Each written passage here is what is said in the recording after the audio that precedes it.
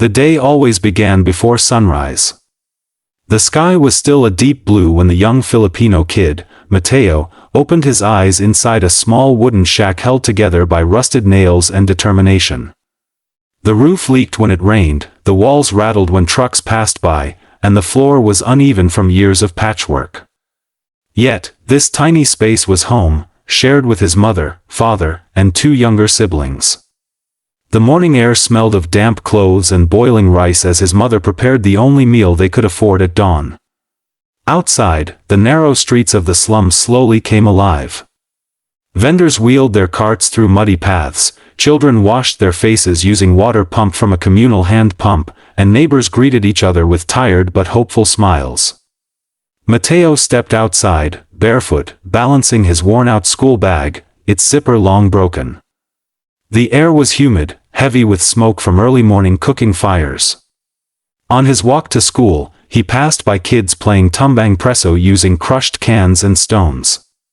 He admired their joy, but he could not stop. He had responsibilities. He sometimes collected plastic bottles along the way to sell later, just to add a few pesos to the family income. Despite everything, the noise, the hunger, the chaos, Mateo felt alive. Every corner of this slum held memories, laughter echoing between makeshift homes, mothers calling their children for errands, men fixing their boats, and old folks singing karaoke even when electricity flickered. But deep down, Mateo carried a quiet sadness. He knew life here was a cycle, people born into struggle often stayed in struggle. Still, he dreamed of something greater. He didn't know how he would escape, but every morning, as he tightened his grip on his bag, he whispered to himself, "Someday, I will change this life." The turning point came unexpectedly, on a day like any other. Mateo was sitting in his crowded classroom, 40 students squeezed into a space meant for 25. The heat was unbearable, fans barely worked, and the windows wouldn't open properly.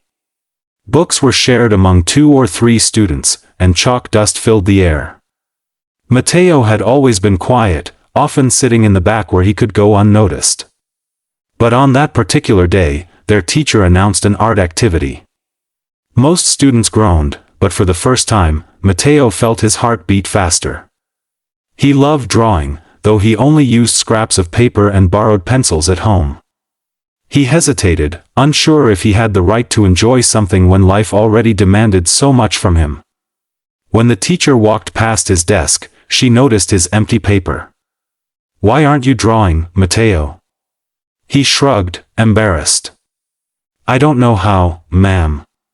She knelt beside him, placed a pencil in his hand, and said, "Show me what you feel. Not what you see." That single line changed everything. Slowly, he began sketching, a house, a street, a boy looking beyond the slums. His hand moved as though it had been waiting for years to be set free. When he finished, the class fell silent. Even his classmates stared in awe. The drawing wasn't perfect, but it was powerful, full of emotion and unspoken dreams. The teacher held the paper gently, like it was something valuable. "Mateo, you have a gift. Never let go of it." Those words echoed in his mind long after class ended. For the first time, he felt seen, not as a poor kid struggling through life, but as someone who could create, someone who had something special to offer.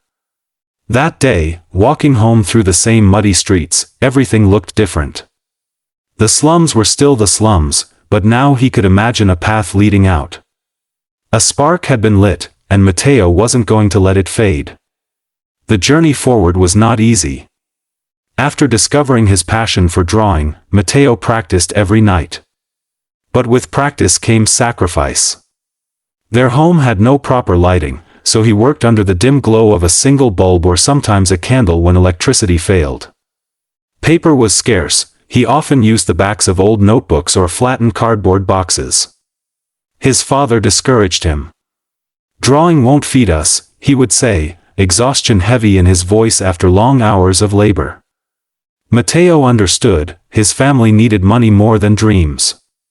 So he divided his time, studying, helping at home, doing small jobs like selling ballot or collecting recyclables, and drawing in any spare minute he could find.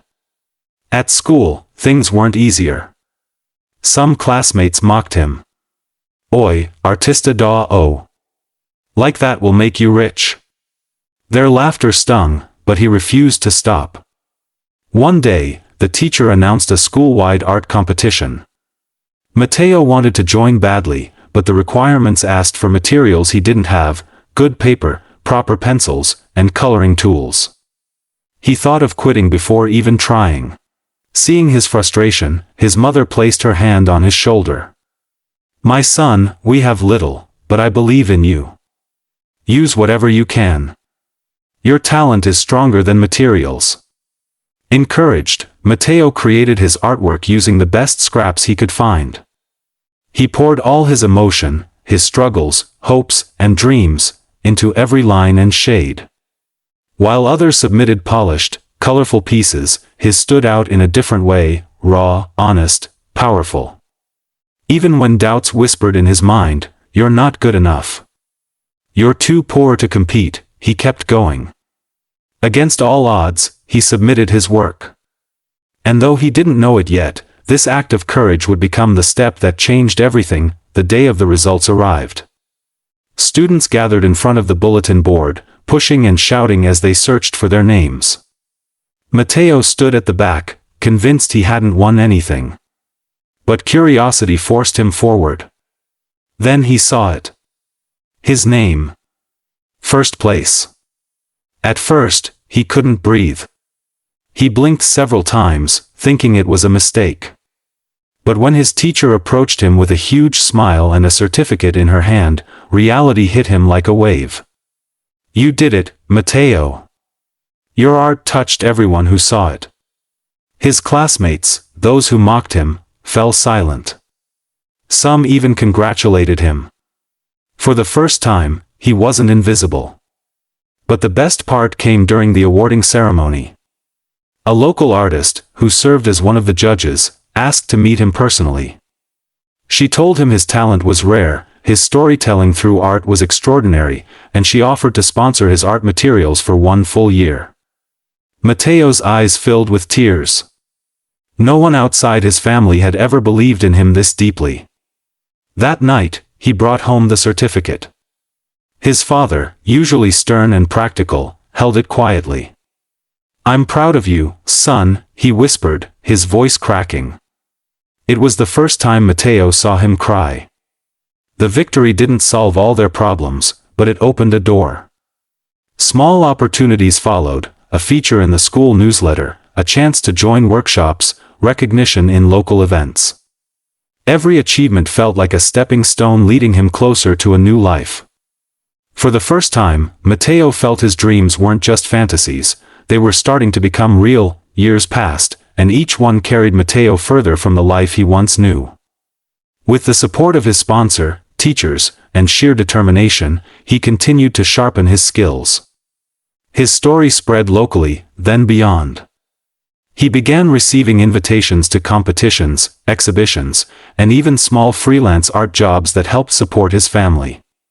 Eventually, he earned a scholarship to a prestigious art school, something he once believed was impossible for someone from the slums.